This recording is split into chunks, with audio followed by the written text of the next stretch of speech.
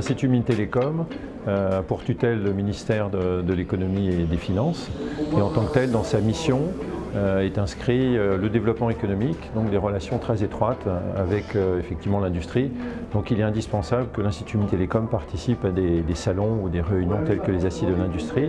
Pour donner un ordre de grandeur, chaque année, l'Institut Mines-Télécom a des partenariats qui se montent à environ 170 millions d'euros, ce qui correspond à peu près à l'activité typiquement d'une belle ETI française. Et donc ce savoir-faire dans l'ingénierie de partenariat avec les industriels, c'est quelque chose éventuellement que nous souhaitons partager avec tous les visiteurs, tous les participants aux Assises de l'industrie.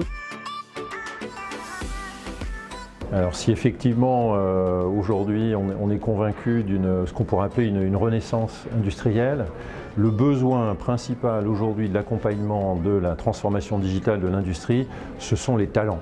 Skills. Et il est clair que l'Institut Mines-Télécom, comme premier grand groupe d'écoles d'ingénieurs et d'écoles de management en France, avec pratiquement 14 000 étudiants, 1500 chercheurs, 1500 PhD, eh bien, est un fournisseur de talents pour ce qu'on va appeler la Smart Industry.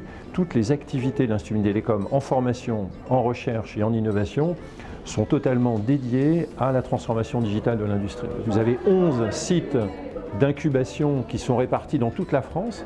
Donc ça rejoint également un levier très intéressant, c'est que le développement économique et la croissance se fait en lien étroit avec les régions, car les régions ont des spécificités qu'il faut prendre en compte, et c'est ce que permet notre réseau de 11 incubateurs répartis dans toute la France.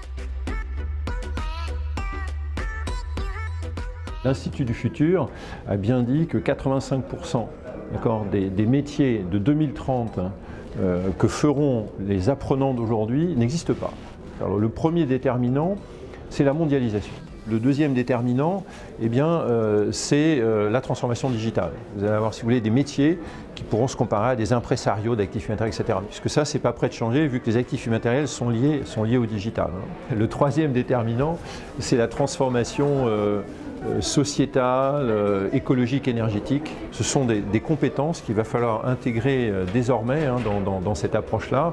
Donc on peut imaginer des métiers qui seront d'ailleurs des métiers un peu figitaux, c'est-à-dire une dimension physique, donc une personne, une dimension digitale, qui va être du coaching en accompagnement pour la régulation, en accompagnement pour le durable, pour l'inclusif, etc. De manière très simple, l'IMT, c'est le MIT français. C'est comme la date, c'est l'ordre qui est différent.